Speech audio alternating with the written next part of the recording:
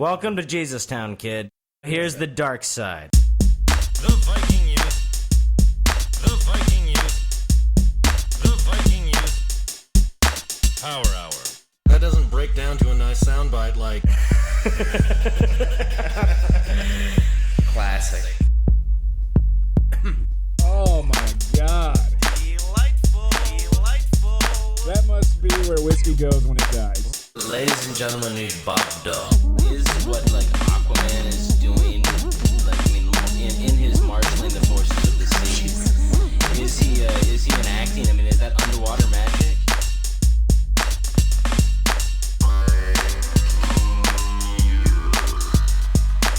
I find crossing my fingers very uncomfortable. I just kind of keep mine crossed all the time. They're crossed up here, buddy.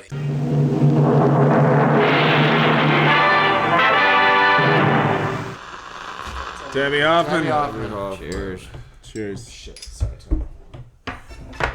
Oh, yeah, baby. So we've got a very special Viking Youth this evening. We have a return guest. Our field correspondent, Tom LaPorte, is joining us once again. Tommy. What's up, Tom? Welcome back to the table, Tommy.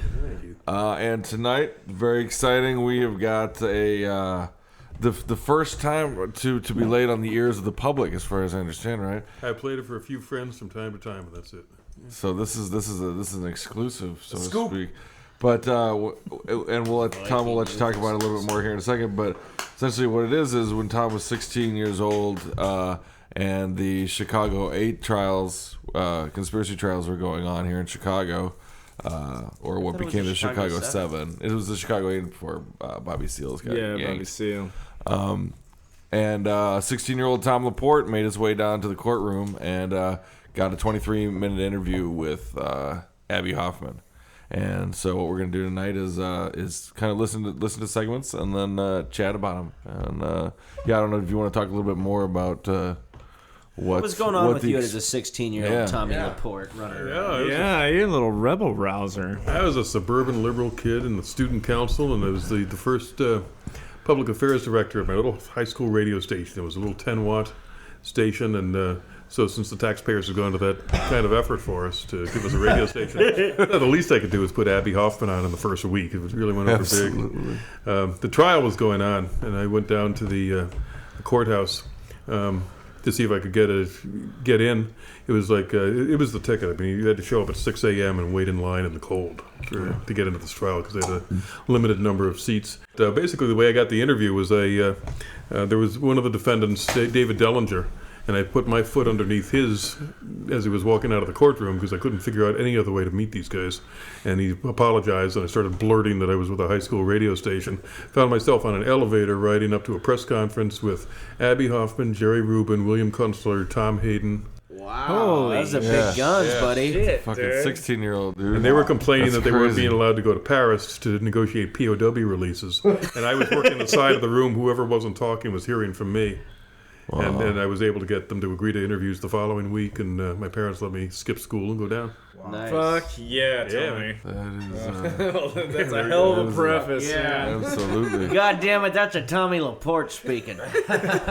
Respect. Tom fucking LaPorte. So of that, then you got Abbie Hoffman. Who else did you get? David Dellinger, Rennie Davis, Okay. And William Kunstler. And you met him after the trials each day? Or Yeah, at lunchtime or afterwards or before, something like that. You know, they were pretty generous with their time. Okay. And I was a 16-year-old kid. I mean, they had no reason to be nice to me, but they had an office on Jackson, 28 East Jackson, and they had a coffee shop where they always had breakfast. So that's where I found Abbie.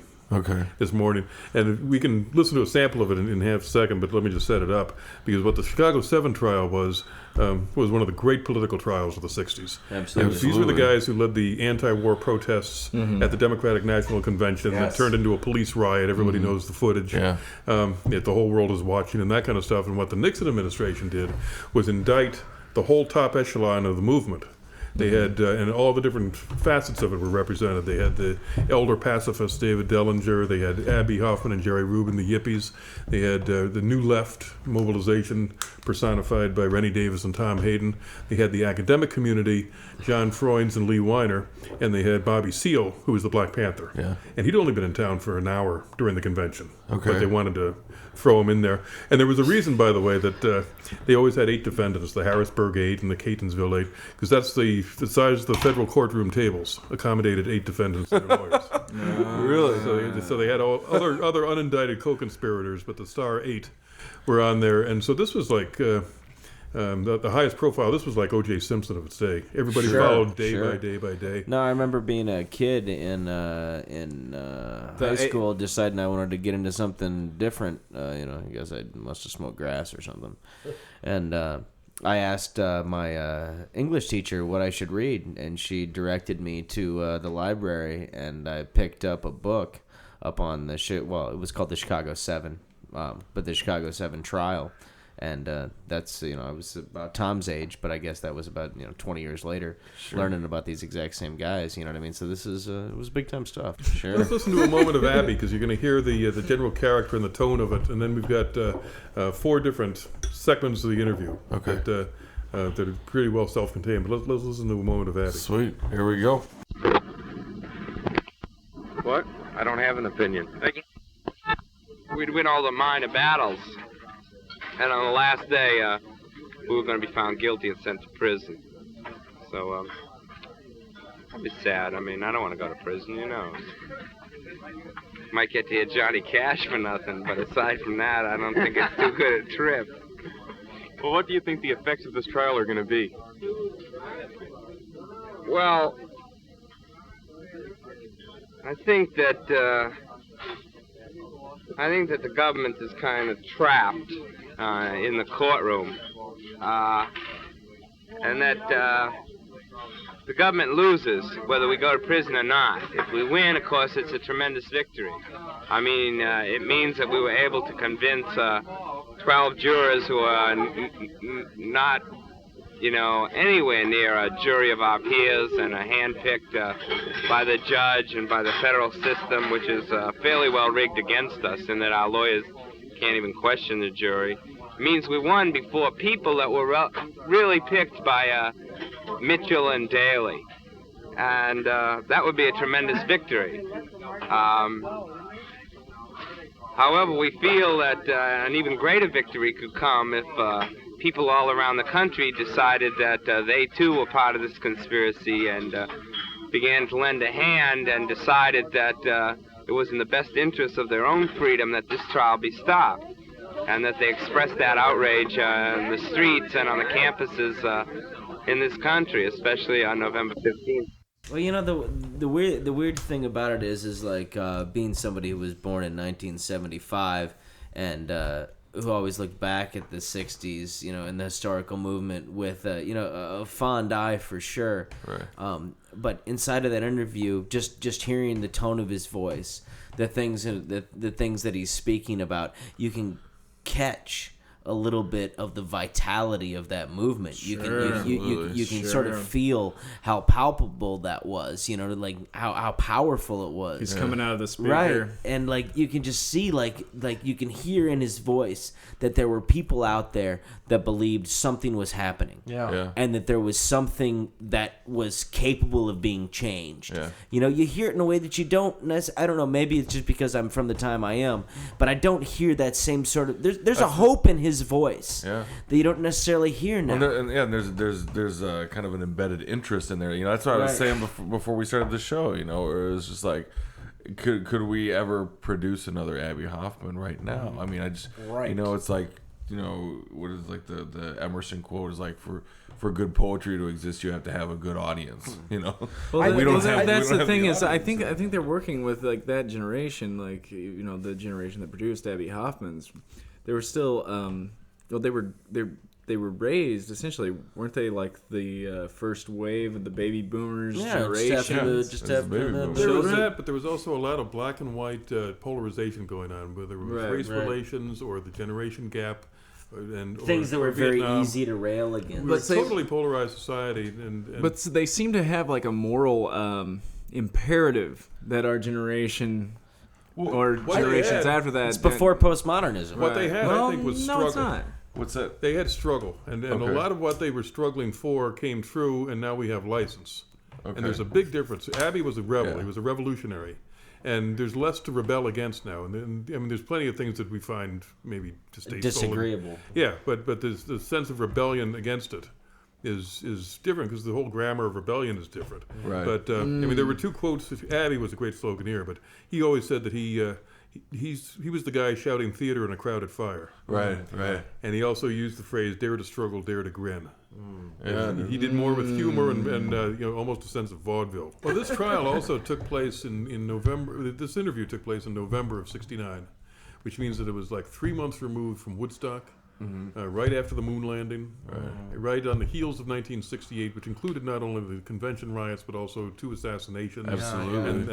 And campuses were being occupied, and the whole place was up for grabs. I mean, the whole country was. And what this trial was in some sense is like one of the theatrical high points of that whole period, because the defendants decided if we're going to be put on trial and get all this attention, we're going to turn it into our defense is going to be our culture, our counterculture, and they brought Allen Ginsberg, and they brought Norman Mailer and Phil Ochs and Country Joe and the Fish. and the Fish. The judge is always ordering, and the trial itself, by the way, was just a total circus. It could not have been better cast. I mean, it galvanized the country. It was on the news every single night. Was what was happening, because this was the one where Bobby Seale was bound and gagged. The black man. We're going to hear that one in just a second. But the courtroom had like a lot of marshals inside. It was the New York Times called it a neon oven. Fuck yeah, Tony. God damn you, Tommy LaPorte. Let's hear some more. Well, let me set up the next one, because what you're going to hear is Abbie Hoffman outraged at the binding and gagging of Bobby Seale. Bobby Seale was the Black Panther, and originally there was supposed to be a lead attorney named Charles Gary, who was the Black Panther's lawyer.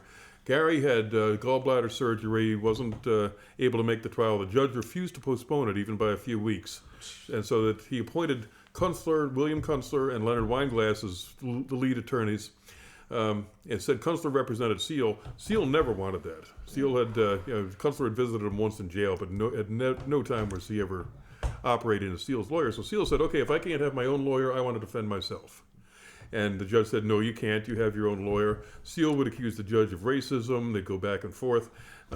Every time that it became appropriate for Seale to interview or to question a witness or to make a motion or something, he'd get to his feet. The judge would say, sit down.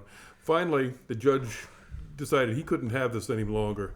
So he had Bobby Seale taken out and bound and gagged. They brought him in first with handcuffs on the chair and a gag in his mouth in front of the jury, and set him down, and he was able to rattle the handcuffs. So they excused the jury again, had him taken back out, and they just switched to leather straps. Brought him back in, and he's able to go. So they took him out again, put a sock in his throat, gagged him again, and the leather straps, and that's not cruel and inhumane. Yeah. And cut off his circulation, and he tipped over, and there was violence in the courtroom, that kind of stuff. This went on for a week. This was the spectacle of American justice in a federal courtroom for a solid week. Finally, the judge cut him loose and gave him 4 years of contempt and said, you'll have a separate trial.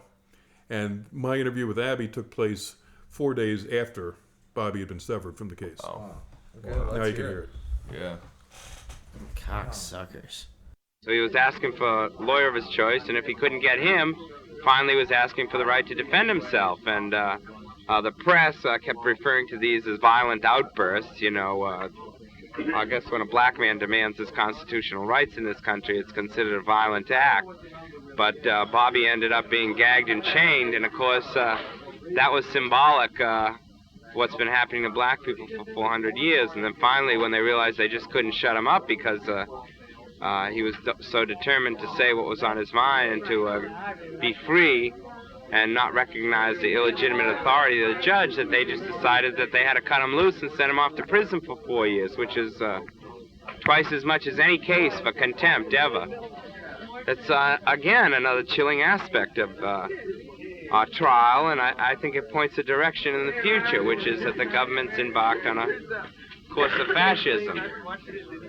They're already talking, the government and high officials and the American Bar Association, things like that, groups like that are talking about similar trials to ours in the future might have to be conducted with the defendants not in the courtroom, which would be very heavy. I mean, you get a note, you're sitting in your cell and you get a note saying report to the firing squad in back of Soldiers Field Stadium, Oh, by the way, you came in second. Nice try, And yeah, you don't even have a chance to confront your accuser.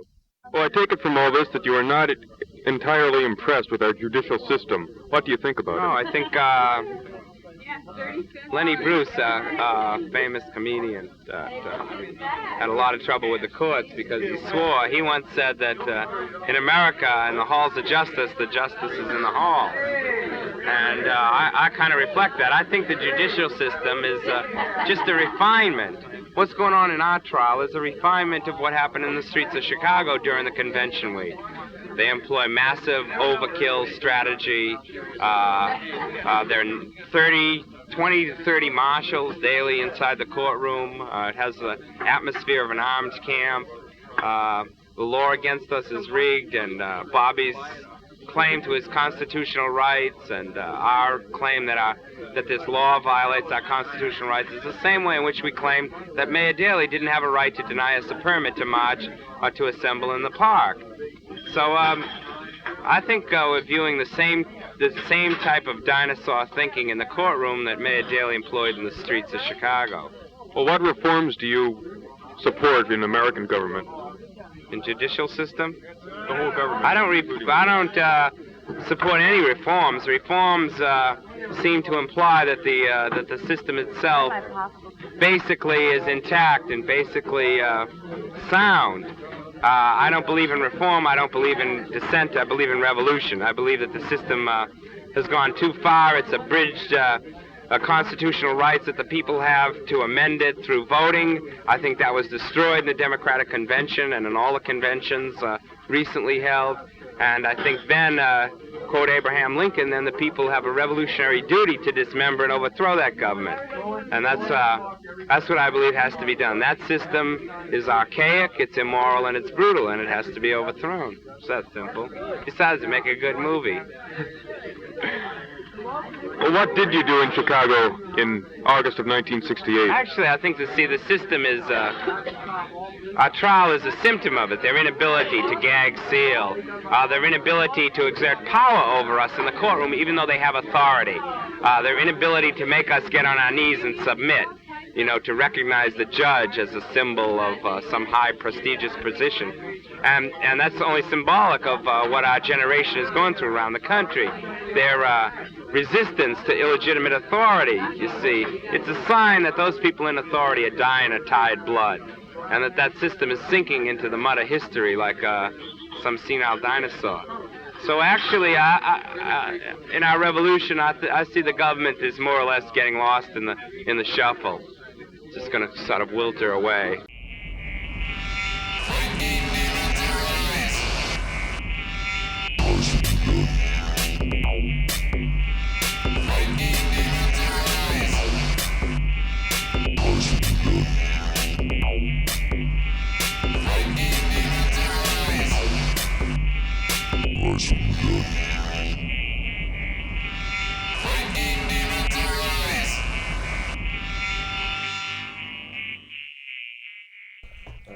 So I was getting all excited there listening to him talk about how the system is sinking into the mud and falling to shit, and the old is going away quickly. And and I certainly have those feelings on some days as well now. But I wonder what you think. Like, what would old Mr. Hoffman feel about the world as it stands today? And how would his views stand up, and how would they have changed? I don't know. I've been sorry that he's missing out on a lot of what's going on now. I think he would have been right at home in this age of change and Republican administration. And I mean, there's a lot of the elements that were present then are present now, and he would have had probably a great time with them. Those words sound so they're powerful, but they also sound slightly naive, but then there's also this. There's this kind of cattle call that you hear in there, off to maybe a not so distant future, that seems like it might be legitimate. Well, Abbie was known as one of the great hustlers of media of all time. He knew how to give an interview. What they were doing here in the Chicago 7 trial was a classic political trial, and there's 3 purposes to a political trial. The first is to tie up the leadership of the movement, make them defend themselves instead of lead the protests. Right. Second is to scare everybody who might be similarly inclined. And the third is to unite the so-called silent majority. If you can just declare that Abbie Hoffman is extreme and dangerous, then you can unite other people in fear. So the government is trying to depict these people as a threat to the nation. Right. I don't think it's that kind of cartoon positioning of government versus protesters is possible anymore. But this was the first of the maybe the first of the big trials, but there were some that followed, including the Harrisburg 8 and the Berrigan brothers, and there were Angela Davis. There were a lot of trials that followed this. So this didn't settle a lot of stuff. If and when the guilty verdict is brought in, that it will be a victory for you? No, I don't. That depends on what you do, and how you relate to it and how you feel. We try to make our strategy in the courtroom, you see, is to counteract their strategy of attempting to dehumanize us, make us numbers, make us defendant Reuben, defendant Davis, put it in this kind of decorum, orderly fashion, which is totally dehumanizing. We attempt to make the trial very personal. We try to relate to the jury on a very personal level. We try to relate to the spectators on a personal level. We try to bring our personal style of politics into the courtroom, and we try to bring that around the country. And it's to that extent, to the extent that you can relate to this trial in a personal way and feel that you are involved in this trial, to that extent we'll be successful. Because our slogan, "Stop the trial," you see, perhaps we can't stop this one, but if enough of an outrage is created, the government would think twice about, say, nailing the people who are working now on organizing demonstrations in Washington, because they're using the exact same techniques as we used in Chicago. Television interviews, press conferences. They haven't got a permit as yet, so they're engaged in illegal activity. And if one person down there out of 300,000 or 400,000 people, spits on the ground, throws a rock or something, calls a cop a pig, that constitutes a riot. And, what's going on in the courtroom is a test of power, just as what's going on in the war between the generations, between the different nations in this country. And we'll see who wins. We think we will. We think we have the future. I think that was exemplified in Nixon's talk last week, when all of a sudden he appeals to the silent majority. Silent majority is dead. They're silent, they're shut up because they're dead. And I think you basically have an empty strategy and an empty government when you appeal to people who are silent. It's not the silent people that are going to belong to the future. Well, do you think that there's going to be violence this coming Saturday? There's always violence. This is the United States of America, and Washington, D.C. is the capital of the most violent country in the world. Sure, I expect violence sitting in a coffee house. I mean, don't you expect violence? Do you go to high school? Yes. Well, are there cops in that high school? No, we're in a suburb. Oh, you're in a suburb. Oh, that's your white. I forgot. Right. Well, if there's some of them in your high school, you see, they're cops. And also in this city, there's a curfew. You see it on TV when you watch a movie at 10:30. It's now 10:30 p.m. Curfew is in effect. If you're under 17, be off the streets. That's called fascism. When you have curfews and ID checks and, federal government passing laws like the one against us, which says you can't cross the state line if you have a certain state of mind. Never mind carrying guns, little girls or little boys or something. Well, we know you think that law is unjust, but are you guilty of violating the law as it stands? No, not even that. What? The law as it stands says that we're guilty of crossing state lines with intention to incite riot. It's a question of intent. And I'm not about to say what my intentions are. That's up to Nixon and his psychoanalysts to figure out. And, why should I? It's my right to have my own state of mind. Well, what is your strategy in the courtroom? A lot of defendants are jumping up and shouting, and what are you planning? Well, that's not true. I mean, you're just going by what you read in the press, which is highly distorted. First of all, as I said before, Bobby Seale was demanding his right to counsel. He was only doing this when the other two lawyers had finished, when it was a proper point in the case for him to do this. The other times the other defendants have committed violent outbursts is when they refuse to rise for the judge. They remain seated. That's considered a violent act by the judge. He's made it clear that we've got over 2 years of contempt ourselves. Those outbursts have not occurred. I mean, sure, when the marshal started yanking Bobby out of the chair, and belting him around, everybody started to yell. Yeah, we protest that and protested vigorously when they arrested 2 of our lawyers and dragged them out of the courtroom and threw them into jail right off. We protested that in the first week of the trial. We don't aim to shut up. We don't aim to keep quiet. No, see, the courtroom's a lot like high school, like grammar school, 4th grade, where, good morning, Your Honor, good morning, ladies and gentlemen, you bring them a teacher, you bring them an apple, you do better, if you smile, if you be nice, if you dress nice, if you go clean, and keep your nose clean, and shut up and be nice little kiddies, maybe you get a B in the course, Well, we're just like I was back in the 4th grade. We just sit there and we pray for recess to come so we can go out and fool around. It's just like school. It's a drag.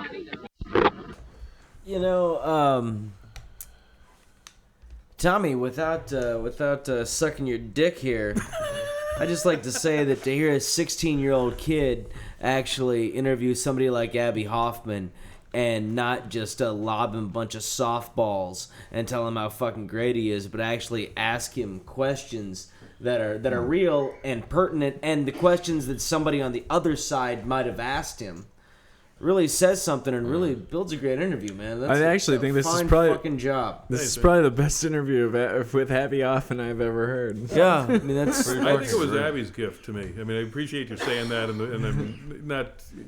But I mean, you didn't make it easy. I didn't disgrace myself, But sure as hell didn't. But it was Abbie giving me a total performance. Sure. Well, but I think the answer why he did that also is like in that last segment there where he talks about it's like how is it going to affect you? How like they made a conscious effort to make their rebuttal to what was happening to them as personal as they could to as many people as possible. And what That's you're going to hear, you're going to hear in the segment after this next one is Abbie Hoffman changing my life. Awesome. In a very total. I mean, he totally challenged me, and wouldn't let it go and knocked me off the middle, off the line. After that, I began to grow my hair. I began. So at the time, you weren't sure. You knew you were interested in these people, but you weren't sure what to think of them. And I'd been watching. I mean, I grew up watching the news, at my parents' knee, and that kind of stuff. So I was aware of what was going on, and I was engaged, like everybody else in the entire country, with the issues. So I started out with a pretty good context for it, but it was. Right, but like you said, the media was presenting a pretty distorted view of what was actually going on. Is that correct? Across the board. And that's pretty much a perfect setup because the next segment he's talking about the press and about the trial coverage and how distorted it was and that he thought the press was on trial. That's the way he put it. Well, do you think that the press is involved in this conspiracy? I think that the press is on trial. Well, first of all, half the people testifying against us are newsmen. A lot against their own will. I mean, their recordings are dragged in as evidence. The film that they shot is dragged in. And they're caught in a bind because they're only allowed to answer the questions that the prosecutors ask them. And secondly, 3 of them have been undercover FBI informers. One guy who edits the TV news in San Diego, codenamed Tyro, I think his name was. And he gets paid $5,000 a year from the FBI to inform on subversive groups. He decides what news goes into San Diego on a TV station. Another guy, a photographer, Louis Salzberg, infiltrated peace groups in New York. Photographer for a news magazine. I know him well. He got $5,000 for a year from the FBI to inform. So in a very real sense, the FBI is put on, the news media is put on trial. See, that's it. When you get into a situation like we got in the court, there's only 2 sides to choose. You're like the jury. You either vote guilty or not guilty. There's no such concept as fairness. You know, that's why we think demands for a fair trial are absurd, and demands for fair coverage of the press and reporting. Reporting is just a bourgeois concept. People think that they can relate to it objectively, which is an illusion. I mean, especially in a trial like this, if people get involved. If they don't, they're inhuman, they're machines. And Bobby Seale, when he was tied and shackled and the marshals were pushing him around, he fell off the chair and he fell into the press section. So what do? They get down and they sketch the shackles and everything and try to record every sound he says. The most mechanical thing you ever saw in your life, you know? And I think it's that attitude of non-involvement of the press that's on trial here. Well, do you think that the shackling and gagging of Bobby Seale in any way helped your cause? As far as the general public goes, in sympathy? Well, I think, as I said before, it graphically showed the situation of the black man or political dissent in this country. But that was the judge that did that. And that was the system that shackled and chained Bobby. It wasn't all of us. It wasn't the defendant's idea. And besides, the defendants and the lawyers are going to jail for contempt because we objected to the treatment of Bobby. We're all going to prison at the end of this trial. I don't think people understand that. On the news media, do you think that just one point of view is being expressed about the trial? Oh, I think that there are splits. You know, I think that there's some Life magazine, for example, call this less a trial than an act of vengeance. And I think that's what's going on. And there is a lot of that kind of reporting. But we have no faith in overground media. I mean, its role is to sell products and to support the people in power. I mean, well, there are two presses. There's underground press and there's overground. The underground press makes propaganda for our side, and the overground press makes propaganda for the government. And if they throw us a bone or two now and then and say, well, they're getting a raw deal, you know, it's because they realize to really clamp down too hard, you know, would result in a huge upheaval. Well, you're not getting any fair treatment at all. We don't want fair treatment. And we want propaganda. You know, we want newspaper guys dedicated to the overthrow of the system. I mean, the concept of fair reporting is as ridiculous as the concept of a fair trial. You see, it doesn't go directly to the root of why we're on trial, you know, why this law is passed, the role of the courts in this country, and asking for fair reporting, you see, doesn't go to the root of why the newspapers exist in this country, what their role is in a capitalist society, you know, what their relationship is to the ruling class, who makes the decisions around a newspaper. Is it the people that buy the newspaper, or is it the advertisers? Is it the board of trustees? What are their background? You know, it doesn't go to the root of those kinds of questions. So we don't want fair reporting. No, we want the press to lie. How's that? Lie or tell the truth. What's the difference? Well, just so you get... We want them to relate to it like they're on trial. Well, that's the only way people know about this trial is from what they hear from the news media, which is really giving you kind of a raw deal because they don't really know what's going on. They don't really know the real story. I don't think that's... See, there's some images. First of all, it's in terms of images, and there's some images that come out of this trial that can't be hid. Like Bobby Seale being gagged and chained, a black man in a white man's American federal court. You see, people all over the world see that and understand it quite clearly. See, it doesn't matter, like the judge when he did it, he explained to Bobby Seale, he said, you must remember, Mr. Seale, that I'm only doing this for your own good to ensure a fair trial for you and the other 7 defendants. You see, that's a fair trial. They chained him and gagged him so we can have a fair trial. You see? So you're talking about that. You're talking about fair reporting, fair trials. Fuck it. The excitement of his what is it, anarchist sentiment, his anarchist spirit is like fucking visceral, man. I mean, yeah, it's contagious, dude. Yeah, you know, and but there was something in there that made it so much more recognizable to me when he said, this is propaganda for their side and this is propaganda for our side, which gives you sort of a light into what Tom was talking about earlier, is that this was a time in which things were very definable according to these black and white guidelines. You know what I mean? Like there were. Well, I mean, I think it was also a time when people were really the birth pangs of understanding like information theory and like that the information age is just kind of coming into its own. You know? McLuhan, really having people's ear, and absolutely. And I think in a lot of ways, what I'm hearing here is that this trial was, like you're saying, it was first one of the big trials. It's the kind of where the left kind of started to understand how to use the propaganda machine, how to use the information and one thing that you'll notice one thing that you'll notice in there, Brian, is that he talks a lot about newspapers and Life magazine. This was the end of the newspaper era. Television was just sort of dawning. Color television was only a few years old at this point. And certainly long before 24-hour news networks. Yeah, we were all being televisionized, but it was not pervasive yet, and it wasn't the way most people got their news. It was still a print world.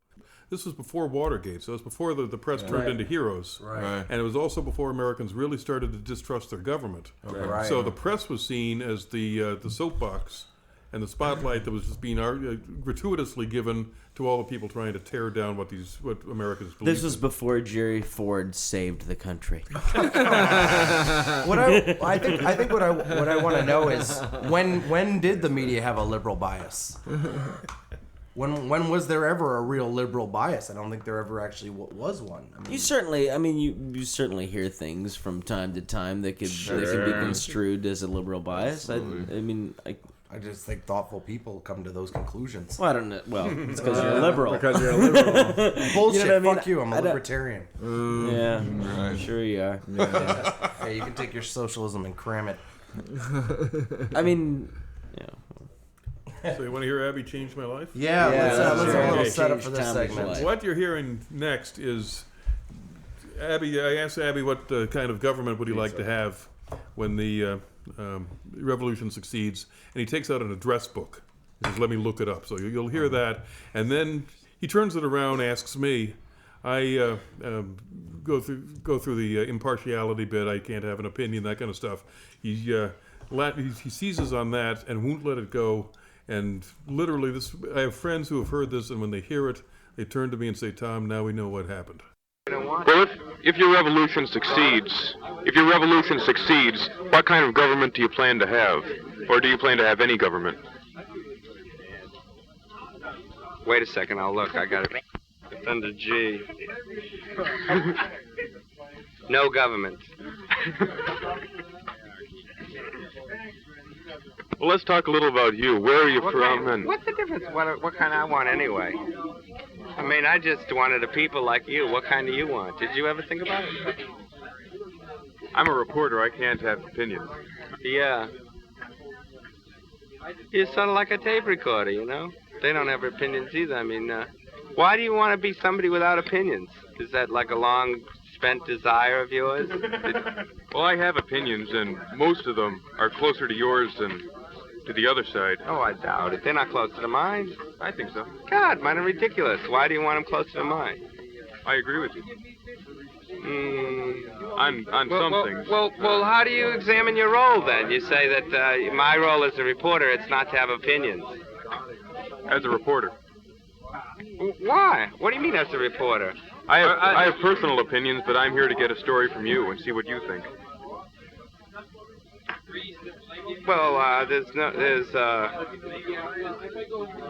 don't understand that view. You see, I think that's what's happening in American life.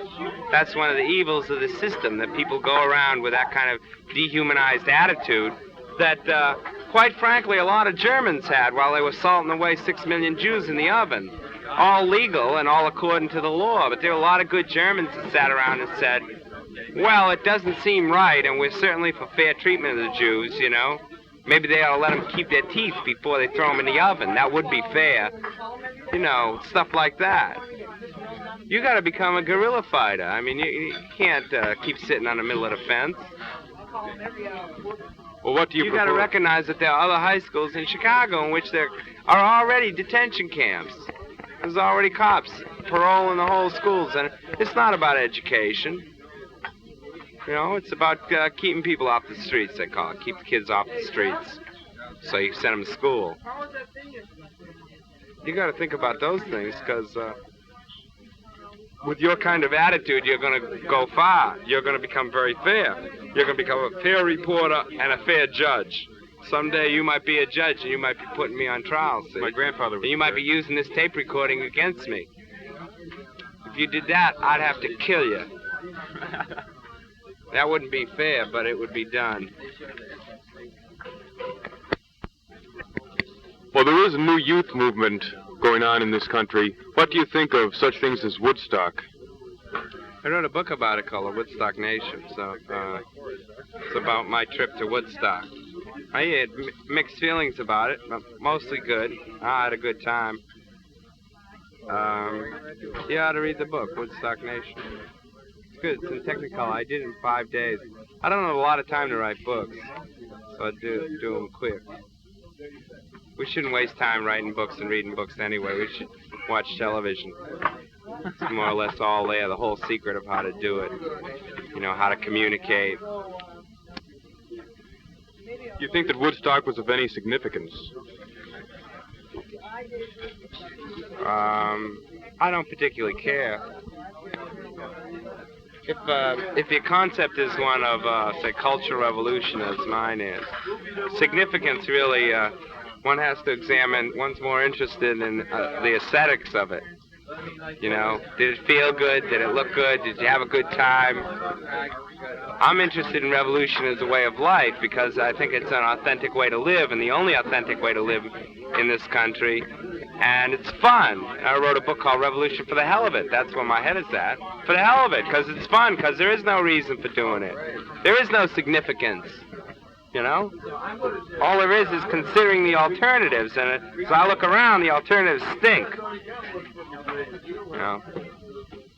You have any kind of following, a big following that'll help with your revolution? I have about 7 million.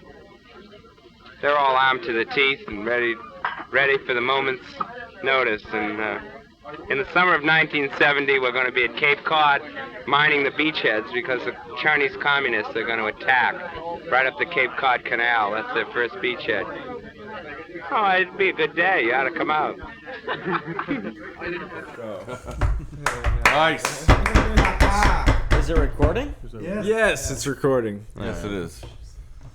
All right. Wow. So what a fucking interview. That was a great interview, Tom. I almost wish that you'd pressed him more on what kind of government he would like to see. You know, I mean, I know he says it doesn't matter, but it would be. What would his? I mean, I would love to know what his views would be. Okay, say there was no government. He just would have told better jokes. Yeah, I guess so.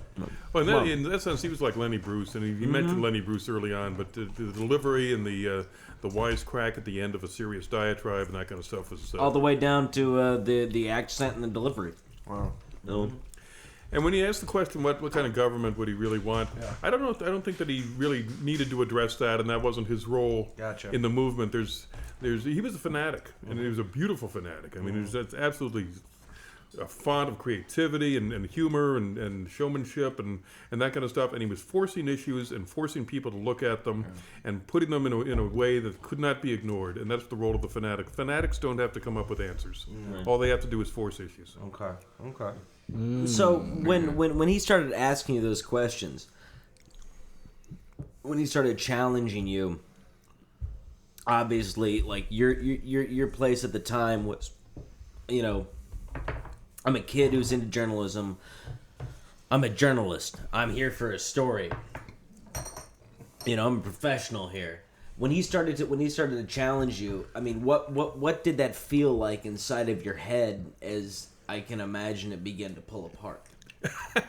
My head sort of blew apart when he was saying it. I was on the spot, you know, and he was defending my position, but I mean, I didn't put up much of a fight. No, he was just so challenging. It was an electric moment. I can remember every minute of it. I can remember the look on his face. I can remember his jacket. I mean, this was like a moment that was emblazoned in my mind. And that's then one of the moments that made the Tommy LaPorte we know today. And then it worked. Yeah, it worked. You know, when the death threat came, that just stopped me in my tracks, and you can even hear the tape recorder stop for a second as I sort of regroup. It won't be fair, but it will be done. That's great. You know? So when you're walking, I mean, like imagine like at that moment it kind of takes your breath away. He leaned into me and said it. Kind of pulls you apart. But after you leave that interview and you're walking away from it, and as a 16-year-old kid, all of a sudden you went down there to interview this really interesting guy who you were fascinated by, and you were into him, and you were asking these interesting questions, thinking, I agree with this guy. And then all of a sudden, he found this point in your person which you had yet to develop, and he blew it apart. Yeah. And so as you go home, you're thinking about that. Oh, that was just the beginning of the day. Right. That was, I then, once the interview was over, continued to hang out with them in their coffee shop, and it was William Kunstler. It was all the defendants had breakfast together, and people coming in and out. From there, we went to the court, and I got into the court. And as a matter of fact, after a couple of visits to the court, I showed up late one day and was going to be excluded. David Dellinger, who I'd already interviewed, I interviewed Dellinger at the end of the same day. I had Abbie Hoffman. I went to court. I went to introduce myself to the cast of Hair. Went back to court and then got David Dellinger. So I mean, it was a big day.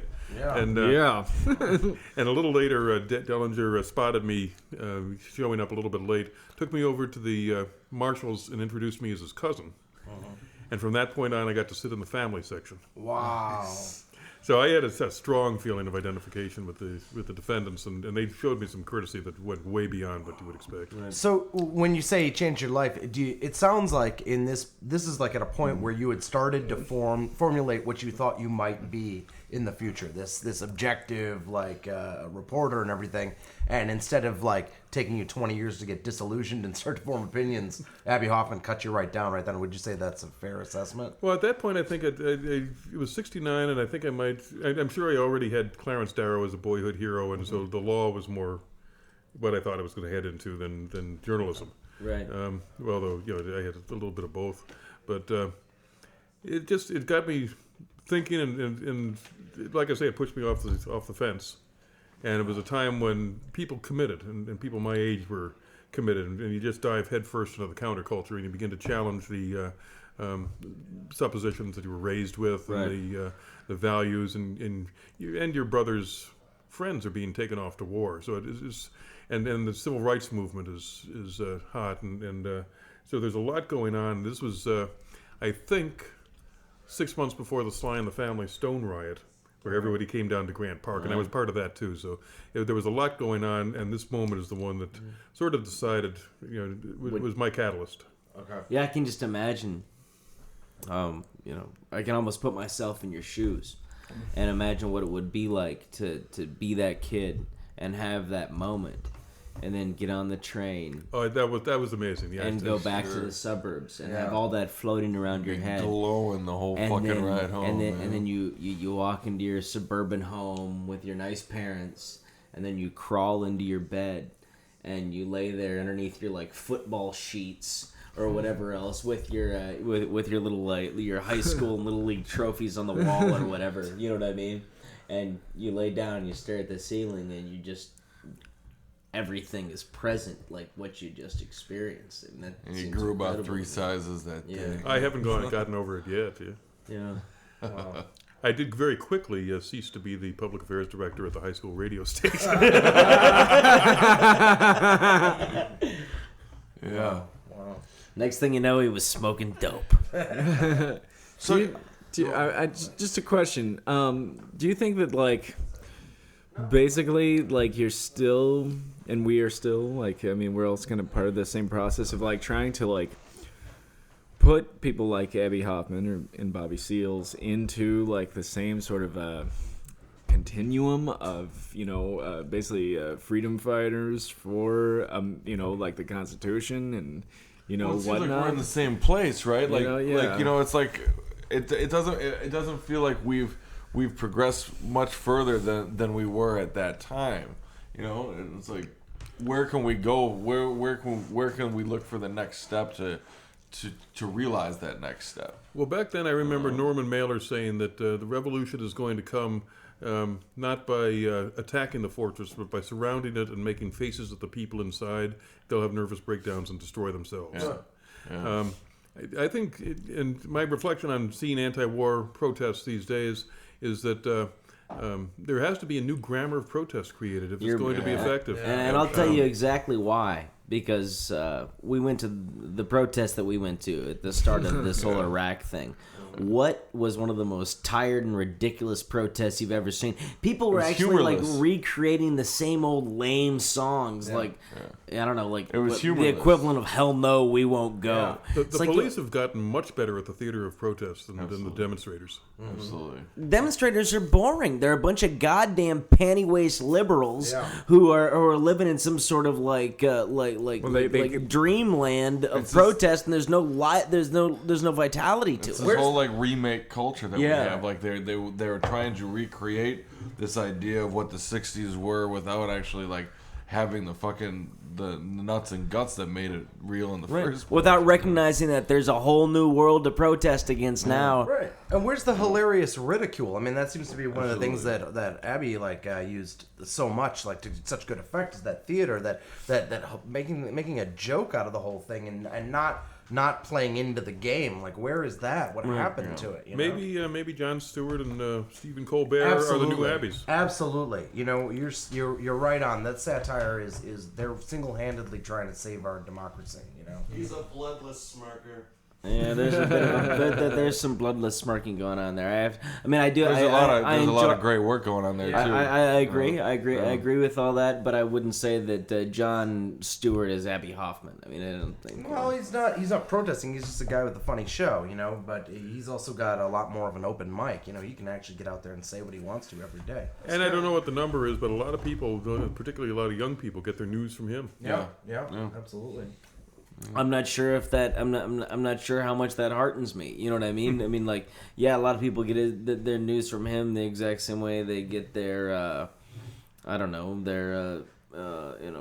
rock and roll from. I don't know. Who gives a shit? But I'm saying there's just not. This is a really bad. The words just start flowing. What I'm saying is, but okay, you can get off on a laugh from Jon Stewart, but where's the actual basis of I think there's a lot of power in what he's doing. I think so too, and I think a lot of power. Satire is one of the best ways to I agree with you entirely, but I also think you have to know something more than a joke to actually know what you're going against. Absolutely, but you also have to know some of the information to get the joke. Yeah, and I think they do a good job of doing that. Actually, the reason it's more of a sad commentary on the state of news today, that the only place you can get any real news is from Jon Stewart. You know, the difference is people don't feel threatened by Stewart. They don't feel threatened by him? Right. Yeah. I don't think the government worries that they wouldn't care to put him on trial or force him into submission or anything but like that. But I mean, that's also a part of this development in this kind of information war, you know, that is like, that, you know, they've gotten really good at, like, lobotomizing the culture, as we were saying earlier, and giving people the ability to exercise their anger without actualizing it, you know, and at the same time, I think, you know, the left or the opposing side or the side of, you know, of the more interesting and amusing and enjoyable people to be around are, you know, we've gotten better at using the information and being able to disseminate it inside of their culture machine and kind of become more of this like creeping moss of information inside of the culture machine, while, you know, and infect it cancerously, or infect it from the inside, like a prion. I don't know if there's anything instructive here, but there's one character that we see at both ends of this whole time continuum, and that's Ramsey Clark.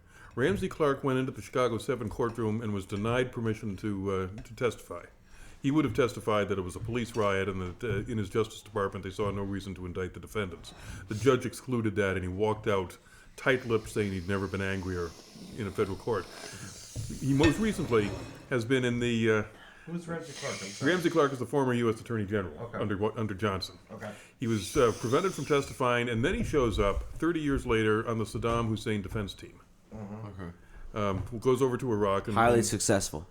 Yeah. The fact that nobody thinks that it's a good thing for him to be on the Saddam Hussein defense team.